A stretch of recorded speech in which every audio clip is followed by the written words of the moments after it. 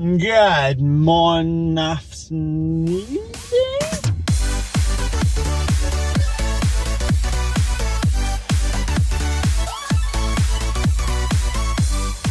Yes, I'm starting this vlog a little bit later than I would like to, but that's a pretty common theme, isn't it, really? It's annoying, right? So either very late in the evening or very early in the morning, I'll either wake up or go to bed thinking of what I will do in the morning. Like first thing in the morning, very early after I wake up, I think, I could do this for the vlog, I could have this intro, I could do these things, I could talk about that, all that kind of stuff, you know, just hypotheticals really, but thinking about what I could start with.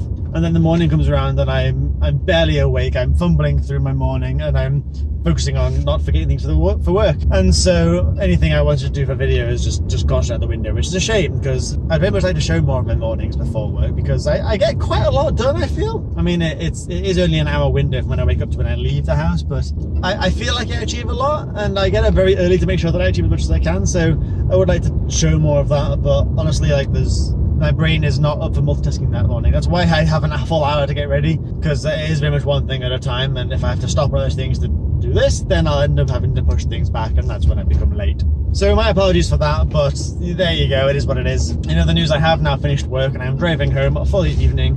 I'm not stopping at any supermarkets to get food because I got all that frozen stuff in the freezer from yesterday, which is... looking forward to that. We're gonna have a nice paella tonight, I think. It should be pretty decent. I'm gonna play a bit of Black Ops when I get in, I think. A bit of multiplayer. My mate at work's got it too, and he's had it for a bit longer than me. He got it more or less on release, and he's just so much better at it than I am. Like, I've not managed to play with him yet because it seems that we both accidentally had our party settings onto the default, which is private, so no one could join or whatever. So we haven't managed to cross over in game yet, but by looking at his stats in the app, which by the way is actually really good. There's the Call of Duty app you put on your phone, and you click which game it is, what platform you're on, and which game mode you want to look at, and it shows you your very specific match-by-match breakdown of your kill death ratio, your score per minute. It's really good, and then you can compare it to other players too, like your friends on the friends list.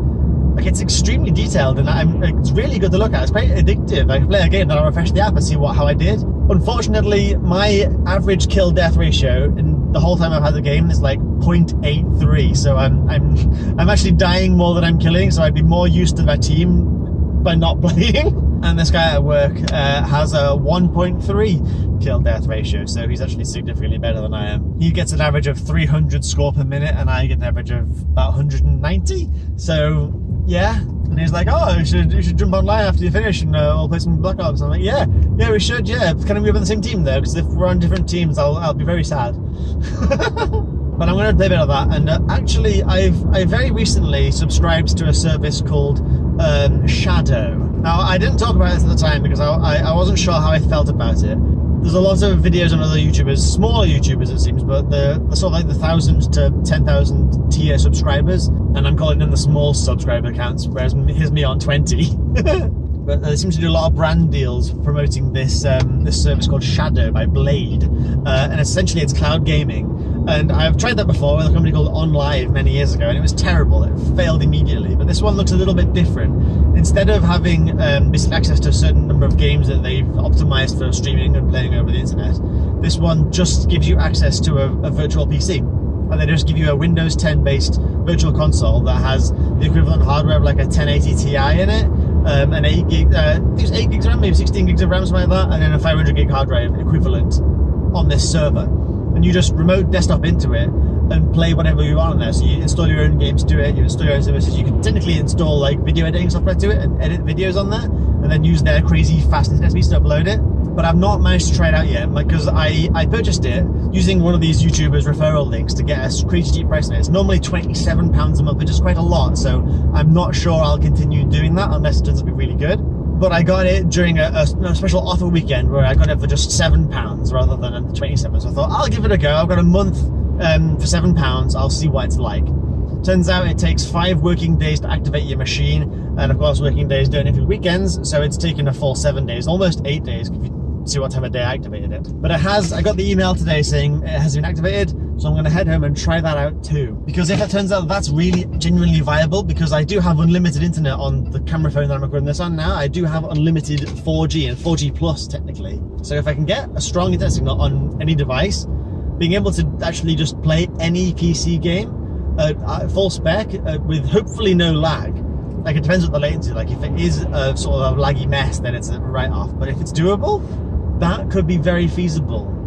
It means that because PC games are cheaper. PC games cost less than PS4 games. That's a fact. Call of Duty is like sort of 35-ish. I don't know, that's actually, I might have just made that up actually. I might have pulled that out of my ass. But Fallout, I know for sure. I tried to pre-order that. Fallout 76, I pre-ordered it last night, make sure I got it on release day. On PC it's $39.99, whereas on consoles it's sort of like $44 to $49.99. So if that's viable and if it's workable and it works well, then that's an option. Plus there's so many indie games that are only on PC, and so many PC games that would be great on a mobile format.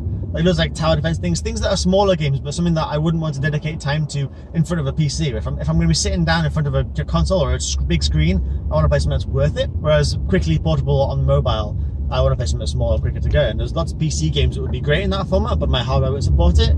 This might, and it might be a viable option. So I'm going to look into it. For £7, it's worth the gamble. See, a bit of exploring it, so I'll show you that a bit later. And I've rambled along about it quite a lot now, so I'm going to put a pin in it, and we'll resume a bit later on about it when I've managed to get it set up and working and installed, and yada yada yada.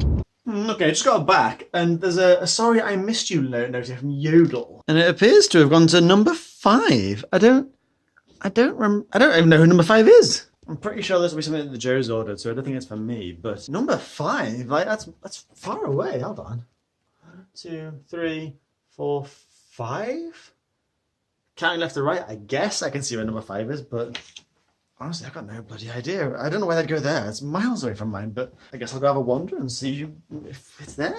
Well, there's no one. Oh, bloody hell, it's all kicking off. Oh, goodness. Yeah, there's no one home. Nobody at number 5. So I walked all the way down there for no reason, but I guess I'll keep an eye on their driveway and see if a car turns up, and if/when it does, I'll pop over again. But Jo will be back a bit later anyway, so she can try it too if it is her thing anyway. But we shall see. Anyway, time to have a rest. Okay, well, I've been using the shadow system a little bit now. And I had a little nap to compose my thoughts and have a bit of a rest. And I've walked into a very immediate problem with shadow. And it's probably a problem with me more than anybody else, but the problem I have is that I don't own any PC games. So I thought, yeah, I'll put something intensive on it, some really demanding game, you know, we get really to test it out. And I don't own any. I don't own any games for PC. I only own like very simple ones that any PC could run, because that's all I've ever owned, really. So that was an issue for me. I also covered in hair because I'm wearing black and the cat likes to snuggle. So I tested it out with Minecraft, right enough. I put on all the mods, the mod pack, all the mods, because my PC can't run that. It can't do it. It's too much. And it did okay, actually. It actually was very, very playable. It ran quite smoothly. It had no real issues. It does take a long time to load, but I imagine that mod pack always does. There is some frame skipping sometimes, though. It will just suddenly like skip like a good chunk of frames, like maybe a second it'll pause and then catch up again. And that makes combat quite difficult. And if it's difficult in Minecraft, I imagine it's quite difficult in most games. So I'm not sure it's really cut out for like most games. Like I wouldn't play Call of Duty on there, for example. Like I couldn't do that. I could put Black Ops on it, it would not work. I haven't done that. But if I had, I feel like I'd be even more stressed out. And quite rightly so, because it wouldn't be me that's sucking, it would be the game that's sucking. Because right now it's definitely me that's sucking. But anyway, I've just seen that the neighbours' cars have turned up for number 5, so I'm going to wander back over there. Where the hell are my shoes? Okay, I'm going to wander over there again and see if this parcel's there. Right, okay, so I went to the door and knocked the doorbell. Knocked the doorbell? I rang the doorbell, and a lady answered it. It seemed lovely, you know. I said, hey, was there a parcel delivered there for me today? And she said, oh, it must be this. What the bloody hell? It's absolutely enormous. And based on it saying it's from Office, I'm guessing it's shoes. Dare I say it, I might have finally found a good loadout for Call of Duty that's actually working well for me. Check out the screenshot I'm posting right now if I remember. Fingers crossed I did. Jeebus. In the future, please edit this video properly. It's nothing special, there's no good results there, but they're significantly better than I'm used to, so I'll take it. I'll very much take it. But I've had some dinner, some nice paella, which is in the frozen bag. It was actually pretty damn good, so I'm definitely going back to Iceland to get some more food from there, because that's a win. Now it's time for me to head to bed, so I'm going to jump in the shower, clean and things, pick up my outfit for work tomorrow, and then do what I can to edit this vlog. So I hope you have enjoyed today's video, and if you have, the like rating is very appreciated. But otherwise, I'm back tomorrow, 7 PM UK time, for the next daily vlog, and I'm maintaining eye contact today. Thank you very much for watching, and I'll see you all later. My eyes are burning now.